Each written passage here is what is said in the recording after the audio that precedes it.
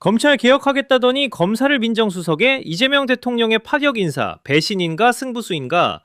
검찰을 해체 수준으로 수술하겠다는 이재명 정부가 민정수석 자리에 검사 출신 한찬식 변호사를 앉혔습니다. 문재인 정부를 수사해 환경부 장관을 기소하고 탄핵 주도 인사의 사위라는 이력까지 지지층에서 배신감이 터져 나오는 건 당연합니다. 하지만 이 파격 인사의 진짜 의도는 뭘까요? 결국 검찰 출신 돌려막기 아닙니까? 이게 개혁이랑 무슨 상관이에요? 이재명 대통령은 가까운 사람이 아니라 일 잘할 사람을 택한 겁니다. 지금 검찰개혁은 수사권과 기소권을 완전히 분리하는 마지막 수술 단계입니다. 내부 생리를 누구보다 잘하는 검찰 출신이 칼을 휘둘러야 이 거대 조직을 완전히 끝장낼 수 있다는 역설적인 판단인 셈이죠. 그래도 하필이면 이력 논란이 많은 사람을 고집하는 이유가 대체 뭡니까?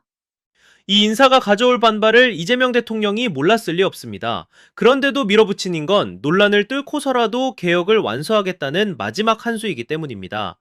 윤석열 전 검찰총장 시절 스스로 사표를 던지고 나왔던 이력은 그가 검찰 내부의 치부를 낱낱이 파헤칠 수 있는 적임자라는 방증이기도 하죠. 우리가 바라는 건 완전한 개혁인데 끝까지 믿어도 될까요?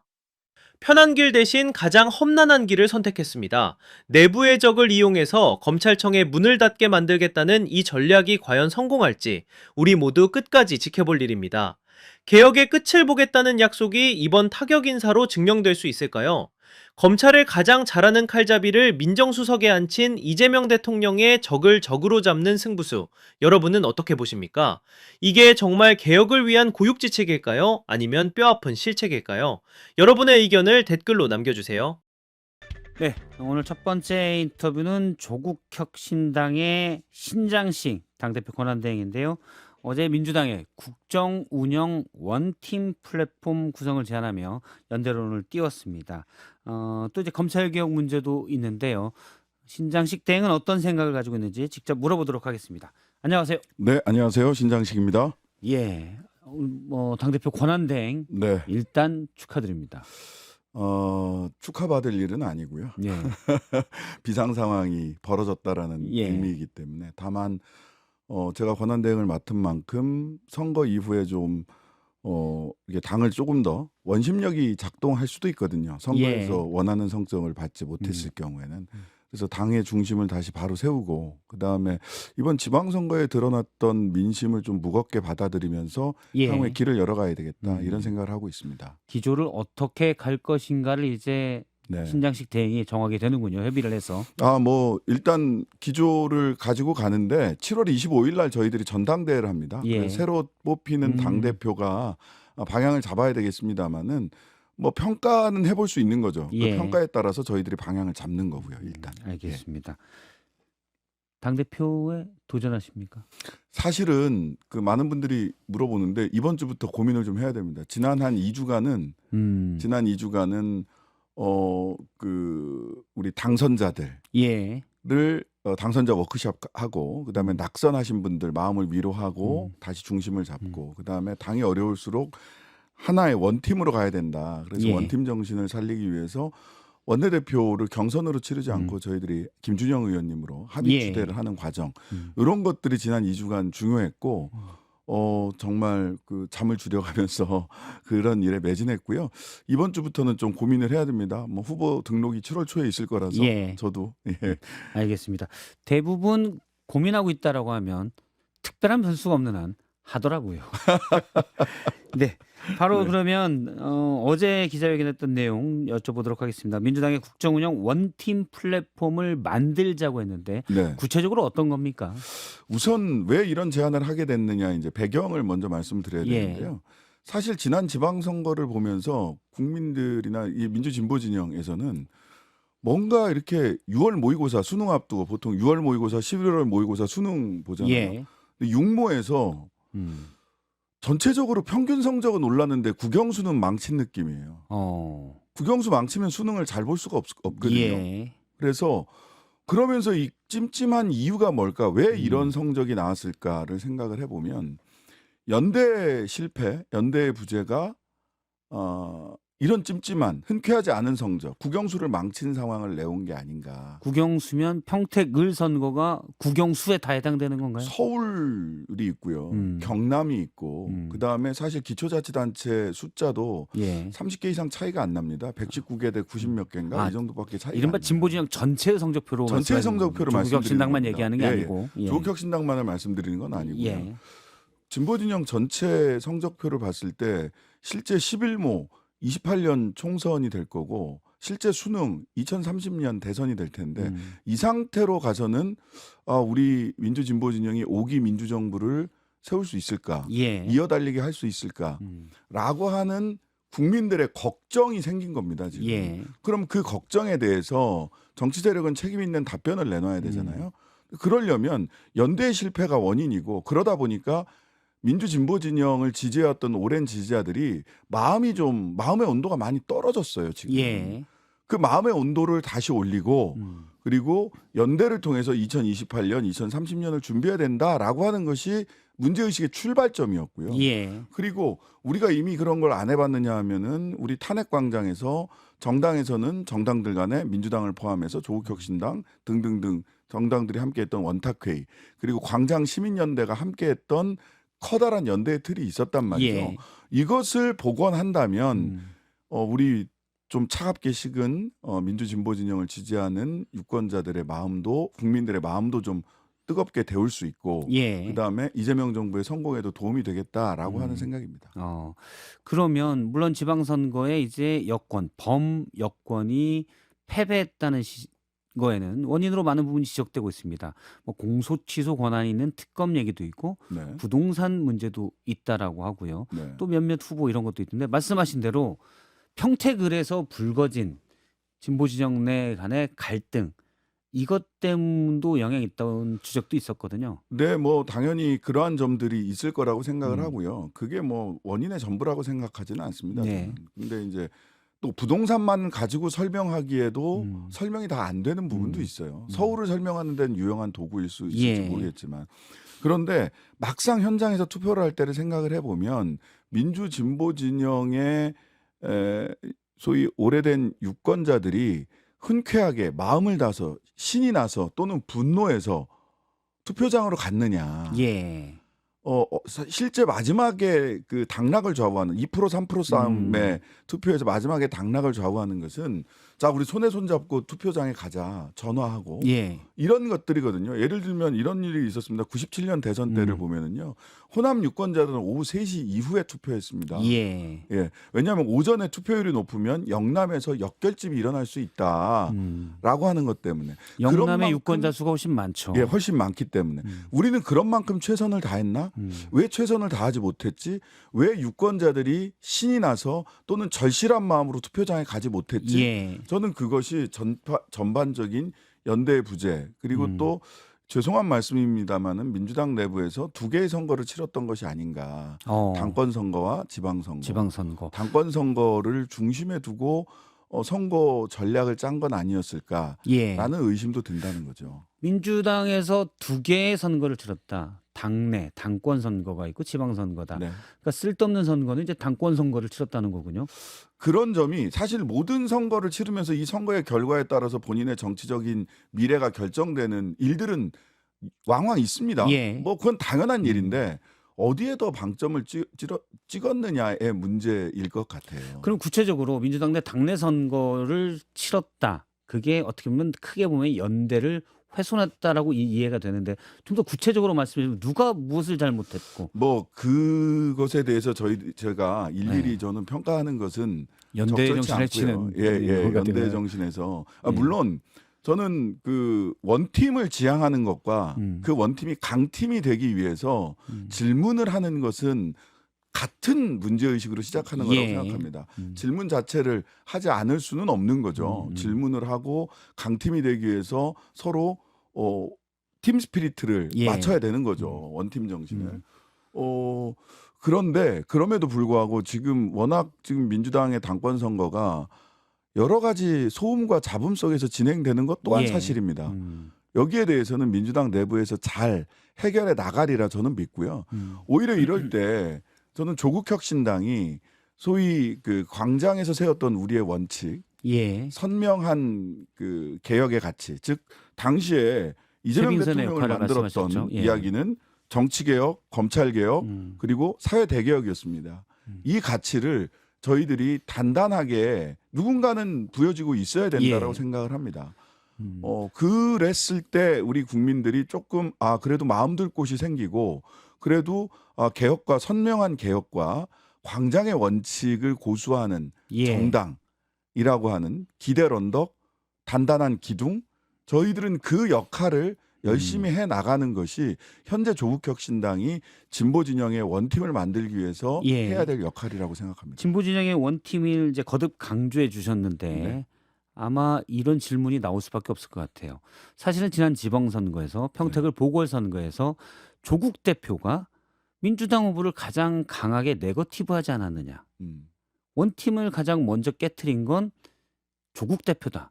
이 글쎄요. 지적이 나올 수밖에 없을 것 글쎄요. 같은데요. 그런 겁니다. 예. 게임장에 UFC 게임장을 갑자기 그 경기장 여기는 그냥 선거 경쟁을 하러 간 줄 알았더니 예. 거기를 갑자기 철책을 둘러서 UFC 게임장으로 만든 것이 연대의 원칙을 깬 거죠.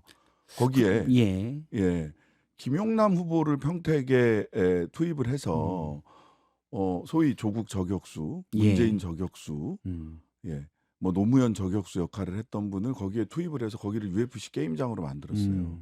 그 부분이 저는 문제 원인이라고 생각을 하고요. 예. 그리고 뭐 여전히 전에도 한번 말씀드렸습니다마는 검증과 네거티브는 다른 다르다. 것이죠. 예, 물론 그것이 백지장 한 장 차이처럼 보일 수는 있습니다. 예. 그런데 우리가 지금 UFC 게임장 안에서 게임을 했던 선수들도 야 신사적이었냐 아니었느냐를 물어야 되겠지만 와 갑자기 이 선거판을 UFC 게임장으로 만든 거는 이게 무슨 일이지? 그러면 그런 일들이 벌어지지 않도록 만드는 만들어야 것이 된다. 중요하다라고 예. 해서 원팀을 다시 말씀을 드리게 된 겁니다. 근데 예. 그러면 사실은 어제 조국 대표가 예. 민주당을 향한 10가지 질문을 냈는데 거기에 1번이 민주당의 결격사유로 재벌선거가 이루어지는 그렇죠. 평택으로 왜 민주당을 공천을 했냐. 네. 물론 그 부분은 민주당이 과거에 언급한 자신들 규칙과는 좀 어긋날 수 있어서 비판할 수 당원 있겠지만 당규죠. 예, 당원.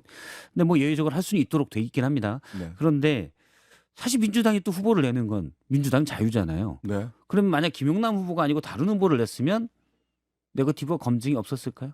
뭐 아니 그러니까 그런 UFC 게임장을 만들어 놨으면은 예. 선수들은 싸울 수밖에 없어요. 예. 싸울 수밖에 없는데 싸움의 양상이 좀 예. 지독했다. 지독했다. 아니면 좀 덜했다. 이런 차이는 있을 수 있었겠죠. 예. 저는 예. 그렇다면 거기를 UFC 싸움장으로 만든 것이 잘한 선택이었냐. 유권자들에게. 그리고 저는 아무리 생각해도 28년 30년을 생각하면 28년 30년을 생각하면 지금은 원팀의 지향과 목표를 분명히 하고 예. 그 원팀이 강팀이 되기 위해서 반성과 질문을 해야 될 시기다라고 생각을 하는 겁니다. 그러면 말씀은 사실 UFC 싸움장이 안 되면 민주당이 후보를 내지 말았어야 된다는 것밖에 없는 것 같아서. 저는 그럴 수도 있다고 생각합니다. 예. 왜냐하면 민주당은 이전에 그 문재인 대통령 시기에 예. 원인을 책임이 있는 선거에는 출마시키지 않겠다라는 원칙을 세웠고 당원 예. 당규를 만들었죠. 예. 그래서 출마시키지 않았습니다. 그런데 이낙연 대표 시절에 그 당원 당규를 바꿔가면서 서울과 부산 재보궐선거에 출마를 시켰고 맞아요. 낙선했고 그리고 대선 패배로까지 이어지게 됩니다. 예. 그런데 이재명 대표 시절에는 당원 당규가 이낙연 대표 시절에 바뀌었단 말이죠. 그럼에도 불구하고 민주당이 책임 때문에 생겼던 전주 이상직 의원 예. 재보궐선거에서 후보를 내지 않았어요. 진보당의 강성희 의원이 당선이 됐죠.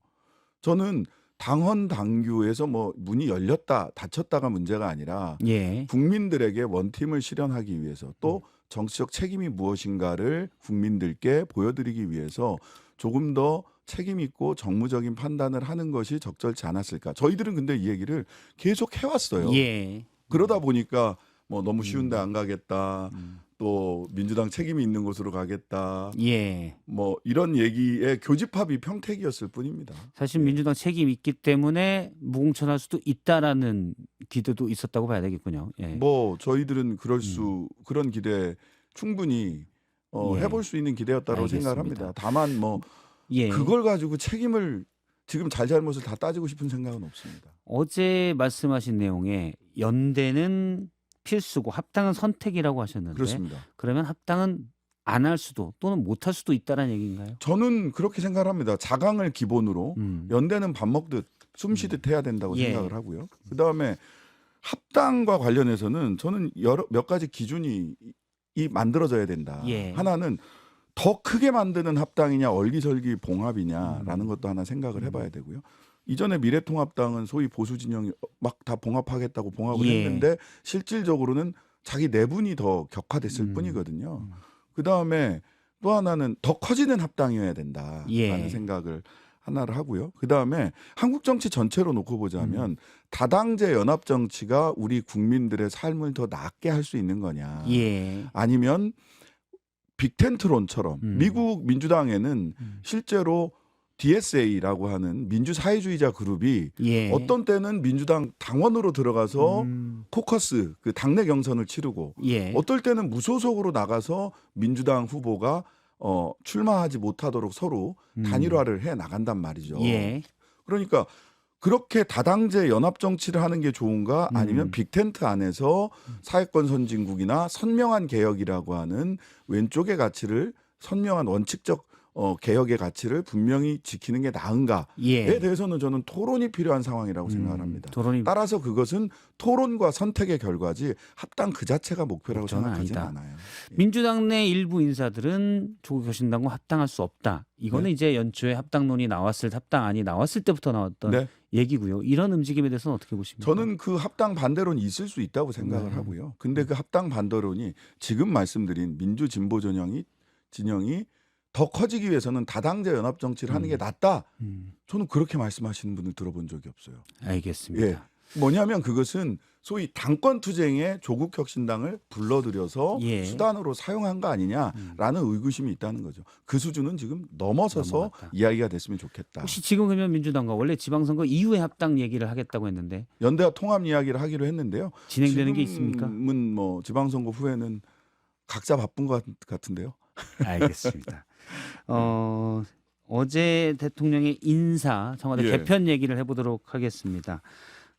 어제 이제 한찬식 전 동부지검장이 민정수석으로 임명됐습니다. 네. 조국혁신당에서는 이 상당히 비판적인 논평을 냈어요. 어떻게 보십니까? 걱정되는 거는요. 예, 지금 민정수석 자리가 물론 수사기관 등등등을 포괄하고는 있지만 검찰과 김앤장으로 이어지는 분들이 계속 그 자리에 가는 것이 적절한가라는 첫 번째 질문을 할 수밖에 없고요. 예. 공욱 수석도 그랬고 처음에 오광수 내정됐다. 예, 처음에 내정됐다 낙마했죠. 오광수, 봉욱, 한찬식까지 검찰과 김앤장으로 이어지고 있는 것이 적절한가에 대한 질문을 하게 되고요. 예, 그 다음에 이분이 중수청 공소청 설치를 위해 검찰개혁 완수를 위해서 한 거다. 어제 강훈식 예, 실장의 강훈식 배경 실장이 설명이었죠. 있었죠. 근데 과거에 예. 이분이 그 수사를 벌였던 일들, 노무현 정권에 대한 수사, 또 문재인 정권의 주요 인사에 대한 수사들을 봤을 때 그 수사의 행정만으로 봐서는 검찰주의자인데, 예, 예, 그리고 권력이 시키면 무조건 하시는 분인데 이런 느낌을 지울 수가 없어요. 예, 그렇다면 저는 뭐 과거는 그렇다 하더라도 이분의 생각이 바뀌고 철학이 바뀌고 했다면 전 하실 수 있다고 봐요. 그렇다면 당신의 검찰 개혁에 대한 입장은 뭔가에 예, 대한 질문이 따라올 들어가야 수밖에 된다. 없고 여기에 대해서 저는 분명한 입장을 좀 내주셔야 된다고 생각을 합니다. 예, 더군다나 지금 중수청 공소청 설치가 10월 2일까지 돼야 되는데 현재의 속도로는 불가능에 가깝습니다. 예, 뭐 민주당 전당대회 후에 법안 처리하겠다, 형사소송법. 그다음에 뭐 원구성 이후에 논의해 보겠다. 이거 전부 다 저는 핑계라고 생각합니다. 그러면 일단 한찬식 신임 민정수석이 과거에 권력이 시키는 일을 했다고 하는데 구체적으로는 어떤 걸 혹시 김은경 환경부 장관의 블랙리스트 사건도 있었고요. 그때는 문재인 정부 시절이죠. 때 예.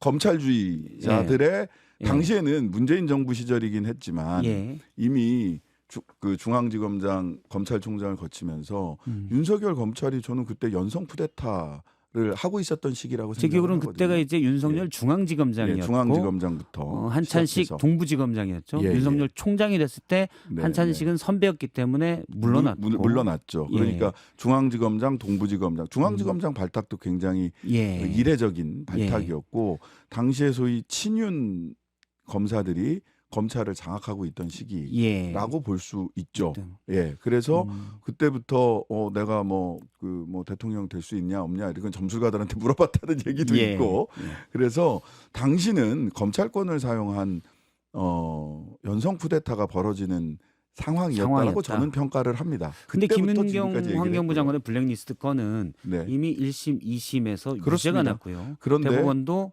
유죄를 확정했습니다. 근데 그렇게 뭐 울산 소고기 그 예. 고래고기, 고래고기. 이런 얘기도 있고요. 음. 저는 이렇게 여쭤보고 싶어요. 그러면 당시에 친윤 검찰들이 기소를 해서 예. 그리고 유죄가 났다면 음. 그러면 우리는 더 이상 그 재판에 대해서는 다 죄가 있어 이렇게 다 볼 수 있는 건가? 그렇게 따지면은요. 기소받은 이재명 정부 안에서도 예. 기소받은 그다음에 엊그제 이화영 재판도 있었는데요. 이런 건 전부 다 그러면 우리가 비판하거나 이야기할 수 없는가? 또는 그 사건에 일부 유죄가 인정됐다고 하더라도 예. 목적을 가지고 검찰이 검찰권을 오남용했다라는 비판은 할 수 없는 것인가? 당시 저는 환경부 다른 블랙리스트 문제예요. 사건은 김태우 예. 당시 민정수석실 행정요원이죠. 당시에는 6급 예. 주사였으니까요. 그 얘기하기 시작하면서 한 거죠. 얘기하면서 사회적 이슈가 됐었고 예, 그렇습니다. 그다음에 그게 이제 검찰이 수사를 들어갔다라는 김태우, 얘기가 있었어요. 김태우, 김용남, 한찬식으로 수사가 이어졌습니다. 그 당시에 이슈가 어떻게 예. 번져갔는가? 주진우 말씀이시죠? 예. 그렇습니다. 주진우. 예. 그렇게 이슈가 이어져 갔죠. 예. 예. 그런데 왜 하필이면 그분이었을까? 음. 그분만큼 검찰 개혁에 대한 의지를 잘 완수할 수 있는 사람이 그분뿐이었을까? 이러면 저는 우리 지지자들 민주 진보 진영의 지지자들의 마음이 또 한 차례 식을 겁니다. 사실 그런 게 민정수석은 걱정이에요. 왕수석으로 불리던 자리였죠. 예. 가장 중요한 수석이라고 일컬어졌는데 그러면 대통령이 한찬식 수석을 지명한 데는 따로 다른 배경이 있다고 보십니까? 저는 뭐 그 깊은 뜻을 제가 다 어찌 알겠습니까만은 저는 적어도 다른 뭐 배경 뭐 이런 거를 떠나서 그거는 각자의 추정의 영역이에요. 예.